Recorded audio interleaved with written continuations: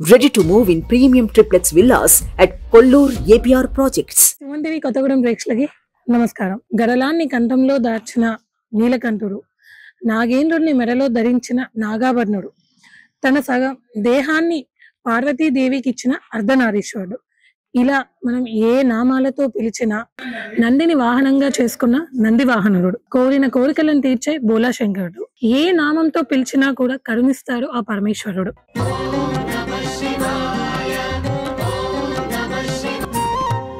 ఇక్కడ ఒక నాగపాము నాగమణితోని నాగేంద్రుడు కూడా తిరిగేదంట. శంకర అరుణ శివ భస్మ అరుణాచల శ్రీ కరుణ శివ అరుణాచల శివ కరుణ శివ. ఇదంతా మీకు ఇప్పుడు ఎందుకు చెప్తున్నానంటే, తెలంగాణలోని అతిపెద్ద శివాలయాలలో ఒకటైన శివాలయం భద్రాద్రి కొత్తగూడెం జిల్లా చెండుగొండ మండలంలోని అన్నపురెడ్డి గ్రామంలో ఉన్న శ్రీ భ్రమరాంబిక సమేత మల్లికార్జున స్వామి వారి దేవాలయం.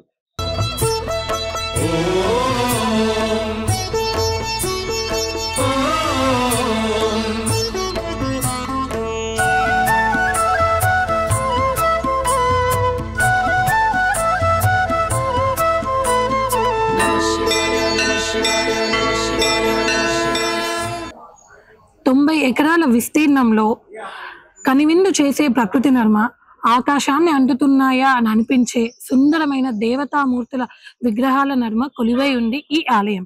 భక్తుల కోరికలను తీర్చడంతో పాటు అపమృత్యు భయాలను కూడా తొలగించి మృత్యుంజయుడిగా పిలువబడుతున్నాడు ఈ పరమశివుడు. కాకతీయుల ఆరాధ్య దైవమైన ఈ పరమశివుడిని ఆ కాలంలో ఇక్కడ ప్రతిష్ఠించిన చరిత్ర ఈ పరమశివుడికి కలదు. కొన్ని వందల సంవత్సరాలు చరిత్ర కలిగిన ఈ ఆలయ విశేషాలని మనం గర్భగుడిలోకి వెళ్ళి దర్శనం చేసుకొని తెలుసుకుందాం పదండి.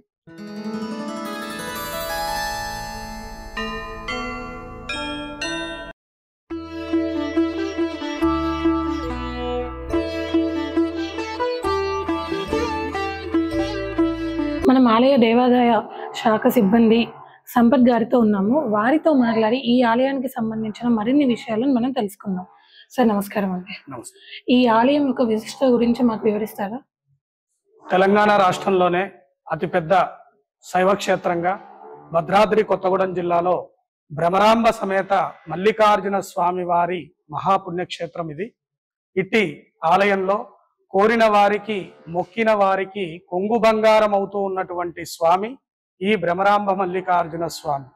ఇట్టి ఆలయము కాకతీయుల కాలం నుంచి ఈ యొక్క స్వామివారు పూజలు అందుకుంటూ ఉన్నారు. ఇట్టి ఆలయంలో చాలా విశేషత ఏంటి అంటే, ఈ ఆలయంలో కైలాస శివపార్వతులు, సుబ్రహ్మణ్యేశ్వర స్వామి, ఈ యొక్క దక్షిణామూర్తి స్వామి, మృత్యుంజయ స్వామి, భక్త కన్నప్ప స్వామి, వాయులింగములు, ఆ తర్వాత స్వామివారి ఆంజనేయ స్వామి వారి యొక్క విగ్రహములు ఉంచబడినవి. ఇట్టి ఆలయంలో ఎవరైతే స్వామివారికి విశేషముగా శమీ వృక్షమునందు కోరికలను కట్టుకుంటారో, కట్టినటువంటి వారికి వెంటనే కోరికలు నెరవేరుతూ వారి యొక్క కుటుంబాలన్నీ కూడా స్వామివారి కృపతోటి ఆయుర ఆరోగ్య ఐశ్వర్యాలతోటి వీరాజిల్లుతూ ఇట్టి ఆలయంలో దినదిన అభివృద్ధి చెందుతున్నటువంటి మహాశైవ క్షేత్రం ఇది. ఇట్టి ఆలయంలో విశేషంగా సోమవారాది రోజులో ఏకవార రుద్రాభిషేక కార్యక్రమాలు అత్యంత వైభవంగా ఆలయంలో నిర్వహించబడుతూ ఉంటాయి. ప్రతిరోజు కూడా ఉదయము 6 గంటల నుంచి సాయంకాలము 8 గంటల వరకు కూడా విశేష అభిషేకాలు అందుకున్నటువంటి మహాపుణ్యక్షేత్రం ఈ భ్రమరాంబ మల్లికార్జున స్వామి వారి పుణ్యక్షేత్రం. ఇట్టి ఆలయమునకు సుదూర ప్రాంతాల నుంచి వేలాది మంది భక్తులు ఇక్కడికి విచ్చేసి స్వామివారిని దర్శిస్తూ ఉంటారు. ఆలయ శంకుస్థాపన ఎప్పుడు జరిగిందండి? ఇట్టి ఆలయము మాఘశుద్ధ పంచమి రోజున విశేషంగా స్వామివారి యొక్క మరల పునర్ప్రతిష్ఠ గావించబడి పంచమి ముహూర్తం రోజున స్వామికి ప్రతిష్ఠ గావించబడి ఉత్సవ కార్యక్రమాలు నిర్వహించబడుతూ. ఎన్ని సంవత్సరాలు అవుతుంది? 2007 రోజున 2007లో మాఘశుద్ధ పంచమి రోజున అట్టి శివలింగాన్ని ప్రతిష్ఠించడం జరిగింది. ఈ గర్భగుడి ఆలయాన్ని చూసినట్టయితే శిఖరం ఏదైతే ఉందో అది లింగ రూపంలో ఉంది. దాని యొక్క ప్రత్యేకత ఏంటండి? ఇట్టి మహా శివలింగ రూపంలో 108 శివలింగాలతోటి ఈ యొక్క గర్భాలయం ఉంటుంది. ఇక్కడికి విచ్చేసినటువంటి భక్తులు స్వామివారికి ఒక్క ప్రదక్షిణ చేసుకుంటే 108 శివలింగాలకు ప్రదక్షిణ చేసినటువంటి ఫలితంలో ఉంటారని చెప్పి ఇట్టి ఆలయము గోపురంలో కాకుండా శివలింగ రూపంలో స్వామివారి యొక్క గోపురాన్ని కట్టడం జరిగింది. ఇది శివ పంచాయతన క్షేత్రం అని కూడా అన్నారు కదా. సో గర్భగుడిలో స్వామివారితో పాటు ఇప్పుడు మనకు కనిపిస్తుంది స్వామివారే, ఇంకా ఎంతమంది దేవతలు కొలువై ఉన్నారు? ఇట్టి ఆలయం మహాపుణ్యక్షేత్రం అంటారు దీన్ని. మామూలుగా మనకు శాస్త్రాలు చెబుతూ ఉంటాయి, ఒక శివలింగం ఉన్నటువంటి ప్రాంతంలో దాన్ని శ్మశానం దానిగా భావించబడుతూ ఉంటుంది. ఈ ఆలయము పంచాయతన శివలింగము. ఇట్టి ఆలయంలో పంచాయతనంగా ఒక మూలలో గణపతి, ఇంకొక మూలలో అమ్మవారు, విష్ణుమూర్తి, సూర్యనారాయణ స్వాములతో కలిసి 5వ మూర్తిగా చక్కగా విశేషంగా పంచాయతనంగా భ్రమరాంబ మల్లికార్జున స్వామి ఇక్కడ దర్శనమిస్తూ ఉన్నాడు. ఇక్కడ చిత్రపటాలు చూసినట్టయితే నాగేంద్రుడు కూడా స్వామివారిని చుట్టుకోవడం అనేది కనిపిస్తుంది. ఇది ఇప్పుడు కాదమ్మా, కాకతీయుల కాలం నుంచి కూడా నాగేంద్ర స్వామి వారు ఈ ఆలయం చుట్టూతల ఈ ఆలయాన్నంతటినీ కూడా రక్షిస్తూ క్షేత్రపాలకుడిగా నాగేంద్ర స్వామి వారు ఇచ్చట కొలువై ఉన్నారు. ఎందుకు అంటే ఇక్కడి నుంచి ఎవరు కూడా ఎటువంటి వస్తువు కూడా తీసుకెళ్లరు. ఎందుకు అంటే గతంలో ఒక లారీ డ్రైవర్ ఇక్కడ ఒక బకెట్ తీసుకొని వెళ్ళి నీళ్లకు వాడుకుందామని తీసుకువెళ్ళినటువంటి సంఘటన జరిగింది. ఆ నీళ్లలో చేయి పెట్టినప్పుడల్లా పాము చేతుకు తాకుతున్నట్టుగా అతనికి అనిపించి ఒక బకెట్ బదులు 100 బకెట్లకు సంబంధించిన డబ్బులను తీసుకొని వచ్చి హుండీలో సమర్పించడం జరిగింది. ఈ ఆలయంలో భక్తుల కోరికలు నెరవేరుతున్నాయి అంటే ఈ ఆలయంలో స్వయంగా ఆ పౌర్ణమి రోజున, ఏకాదశి రోజున నాగేంద్ర స్వామి వారు స్వయంగా ఆలయం చుట్టూ ప్రదక్షిణ చేస్తూ భక్తులకు దర్శనమిస్తూ ఉన్నారు.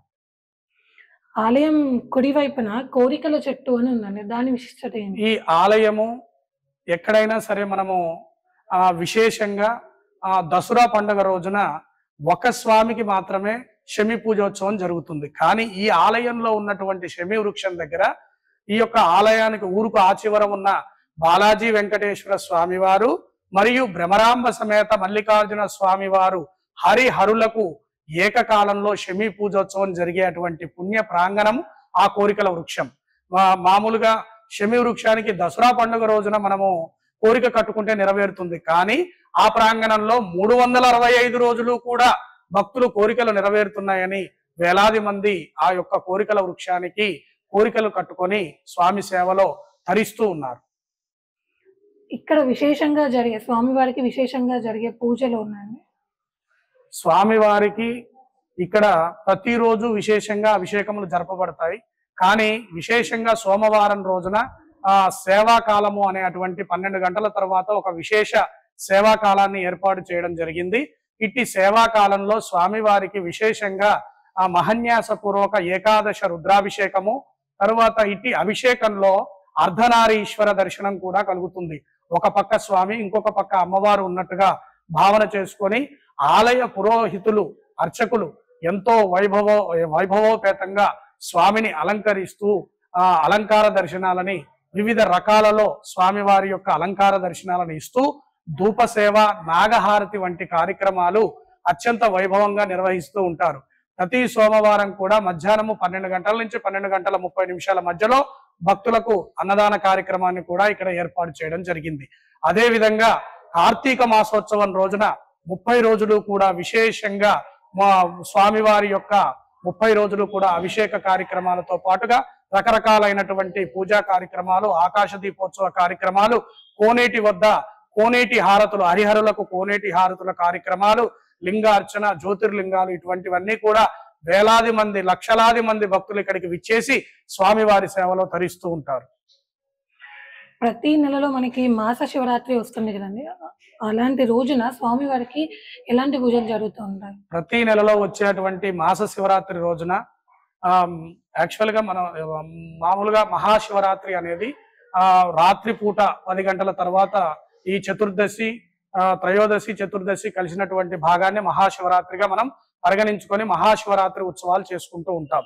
కానీ ప్రతి నెలలో వచ్చేటువంటి మాస శివరాత్రి ఉత్సవాలలో వైభవోపేతంగా స్వామివారికి రుద్రహోమముని మరియు ఈ యొక్క శివపార్వతుల యొక్క కళ్యాణ మహోత్సవాన్ని ప్రతి నెలలో కూడా అంగరంగ వైభవంగా ఆలయంలో నిర్వహిస్తూ ఉండడం జరపబడుతుంది. ఆలయ చరిత్ర ఎన్ని సంవత్సరాల నుంచి ఉందండి? ఇట్టి ఆలయం చాలా పురాతనమైనటువంటి ఆలయం. కాకతీయుల సేనాధిపతిల నుండి ఇక్కడ ఒక శివలింగంగా మనకు స్వామివారు శివలింగ ఆకారంలో దర్శనమిచ్చేవారు. సుమారు ఇట్టి ఆలయమునకు 1000 సంవత్సరాల చరిత్ర కలిగి ఉండి కాలక్రమేణా భక్తులు ఇట్టి ఆలయాన్ని డెవలప్ చేస్తూ వచ్చి ఉన్నారు.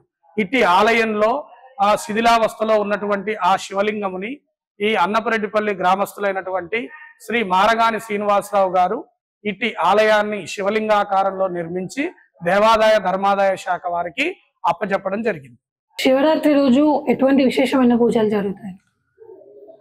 ఈ యొక్క మహా ఆలయం ఇట్టి ఆలయమునకు విశేషంగా త్రయానిక దీక్ష మాదిరిగా 3 రోజులు కూడా స్వామివారికి విశేషమైనటువంటి పూజా కైంకర్య కార్యక్రమాలు జరపబడుతూ ఉంటాయి. ఇట్టి ఆలయంలో ఈ యొక్క యాగశాల ప్రవేశము, ధ్వజారోహణ, ధ్వజ అవరోహణ, తర్వాత ఇట్టి ఆలయంలో పాశుపత మృత్యుంజయ రుద్రహోమము అని చెప్పి అతి పెద్ద పాశుపతంతో కూడినటువంటి రుద్రహోమాన్ని ఆలయంలో వేదోచ్చరణతోటి నిర్వహించబడుతూ ఉంటుంది. ఇట్టి ఆలయంలో విశేషంగా స్వామివారికి రుద్రహోమాలే కాకుండా భక్తులకు విశేషంగా అభిషేకములు, గోత్రనామార్చన కార్యక్రమాలతో పాటుగా వైభవోపేతంగా స్వామివారి యొక్క ఆ వాయులింగముల వద్ద అభిషేకాలు నిర్వహించబడుతూ ఉంది. ఆ తర్వాత విశేషంగా ఇట్టి శివరాత్రి మహోత్సవానికి వేలాది మంది భక్తులు తరలి వచ్చి రాత్రిపూట 8వ తారీఖు రోజున అంటే శివరాత్రి రోజున జరపబడే అటువంటి కార్యక్రమానికి వేలాది మందిగా భక్తులు తరలి వచ్చి ఇట్టి కళ్యాణ మహోత్సవాన్ని తిలకిస్తూ ఉంటారు. అనాదిగా ఈ యొక్క అన్నపరెడ్డిపల్లికి వచ్చేటువంటి విశేషం ఏంటి అంటే ఈ చుట్టుపక్కల ఉన్నటువంటి పరిసర ప్రాంత భక్తులందరూ కూడా అన్నపరెడ్డిపల్లి వెళ్ళి శివాలయంలో శివుణ్ణి దర్శించుకున్నట్లయితే వారి యొక్క జాగరణ విరమణ సమయం అయింది అని చెప్పి చుట్టుపక్కల ఉండేటువంటి సుదూర ప్రాంత భక్తులందరూ కూడా ఇలా స్వామిని కొలుస్తూ ఉంటారు. ఆలయంలో గమనించుకున్నట్టయితే మనకి ఇక్కడ అయ్యప్ప స్వామివారి పీఠాన్ని ఏర్పాటు చేయబడింది అండి. సో దాని విశిష్ట గురించి ఇది ఈ యొక్క ఆలయంలో విశేషంగా సుదూర ప్రాంతాల నుంచి కార్తీక మాస సమయం శ్రావణ మాసం నుంచి మొదలై సంకురాత్రి వరకు జరపబడేటువంటి అయ్యప్ప స్వామివారి యొక్క మాలాధారణ ధరించినటువంటి వేలాది మంది స్వాములు ఈ ఆలయాన్ని దర్శిస్తూ ఉంటారు. ఇట్టి ఆలయంలో అయ్యప్ప మందిరంగా ఏర్పాటు చేసినటువంటి అయ్యప్ప మందిరంలో ఇక్కడికి విచ్చేసినటువంటి అయ్యప్ప స్వాములందరికీ కూడా విశేషంగా అన్నప్రసాద సేవని అందించు నిమిత్తంగా గ్రామంలో ఉన్నటువంటి కొంతమంది అయ్యప్ప భక్త బృందం అందరూ కలిసి ఇట్టి పీఠాన్ని ఏర్పాటు చేశారు. ఇట్టి పీఠము దేవాదాయ ధర్మాదాయ శాఖ వారి పరిధిలో ఉండబడింది. ఆలయం చుట్టూ చూసుకున్నట్టయితే శివ మహిమలు తెలిపే కొన్ని ఘట్టాలు ఉన్నాయి కదండి. ఇక్కడ మార్కండేయుడిది, తర్వాత భక్త కన్నప్పది, వీటి గురించి చెప్తారు. ఈ ప్రత్యేకంగా ఇవి పెట్టడానికి ఏదైనా కారణం ఉంది? ఈ యొక్క ఆలయము చాలా విశేషమైనటువంటి ఆలయం. ఎందుకు అంటే మన తెలంగాణ రాష్ట్రంలోనే ఎక్కడా కూడా కనపడనటువంటి అతిపెద్ద 30 అడుగులతో కూడినటువంటి మహా విగ్రహాలని ఇక్కడ ఏర్పాటు చేయడం అయింది. మనందరికీ కూడా సృష్టికి మూలం తల్లి తండ్రులు. మరి అటువంటి తల్లి తండ్రులని సేవించినటువంటి మహాగణపతి ఆలయం ఇక్కడ ఉంచబడింది. అట్టి మహాగణపతి తల్లిదండ్రులకు ప్రదక్షిణ చేసుకొని చాలా గొప్పవాడిగా ఖ్యాతికి అంటే మొదటి పూజగా స్వామికి ఖ్యాతిగా గావించబడింది. అందులో భాగంగా ఆలయం లోపలికి రాగానే కైలాస శివపార్వతులు మనకు అతి పెద్దగా దర్శనమిస్తూ ఉంటారు. ఇట్టి కైలాస శివపార్వతులు భక్తికి ముక్తికి మనందరిలో కూడా దీనత్వం దయత్వం అనేటువంటిది శివపార్వతులే నిదర్శనంగా అట్టి శివపార్వతులు దర్శనమిస్తూ ఉంటారు. అక్కడి నుంచి మనం ఒక 2 అడుగులు లోపలికి వేయంగానే ఇందాక మీరు అడిగినట్టుగా స్వామివారి యొక్క శమీ వృక్షం దర్శనమిస్తూ ఉంటుంది. హరిహరదులు ఇద్దరికీ కూడా ఏకకాలంలో పూజ జరిపబడినటువంటి ఆ పుణ్య ప్రాంగణంలో విశేషంగా ఆ యొక్క ఎవరైతే కోరికలు కడతారో అట్టి కోరికలన్నీ నెరవేరుతూ ఉన్నాయి. అదేవిధంగా అట్టి ఈ యొక్క ఆలయం నుంచి వెనక్కి రాగానే మనకు రావి చెట్టు, వేప చెట్టు, సుబ్రహ్మణ్యుడు, శివలింగం ఈ 4 కలిపినటువంటి ప్రాంగణం కనబడుతూ ఉంటుంది. మనకు యాక్చువల్ గా చాగంటి కోటేశ్వరరావు గారు కానీ పురాణాలు కానీ ఏం చెబుతూ ఉంటాయంటే, ఇట్టి ఎక్కడైతే రావి చెట్టు, వేప చెట్టు, సుబ్రహ్మణ్యుడు, శివలింగం 4 కలపబడినటువంటి ప్రాంగణానికి ఎవరైతే ప్రదక్షిణ చేస్తారో అట్టి ప్రాంగణం వలన భూమి మీద ఎన్ని శివాలయాలు ఉంటాయో అన్ని శివాలయాలకు ప్రదక్షిణ చేసినటువంటి ఫలితం కలుగుతుందని చెప్పి అట్టి నిదర్శనంగా ఈ యొక్క రావి చెట్టు, వేప చెట్టు, సుబ్రహ్మణ్యుడు, శివలింగాన్ని ఏర్పాటు చేయడం అయింది. అదే విధంగా సుబ్రహ్మణ్యాష్టకం, సుబ్రహ్మణ్య షష్ఠి రోజున అట్టి సుబ్రహ్మణ్య కళ్యాణాన్ని ఆ రెండింటికి కూడా జరిపించడం జరుగుతూ ఉంది. అదే విధంగా మనకు ఈ యొక్క దక్షిణామూర్తి స్వామి మనకు అక్కడ దర్శనమిస్తూ ఉన్నాడు 30 ఫీట్లతోటి. విశేషంగా భక్తికి ముక్తికి నిదర్శనంగా దక్షిణామూర్తి స్వామి విద్య అనే అటువంటి మొట్టమొదటి ఆవిర్భవించింది ఎక్కడి నుంచి అంటే అక్కడ ఉన్నటువంటి దక్షిణామూర్తి స్వామి నుంచే.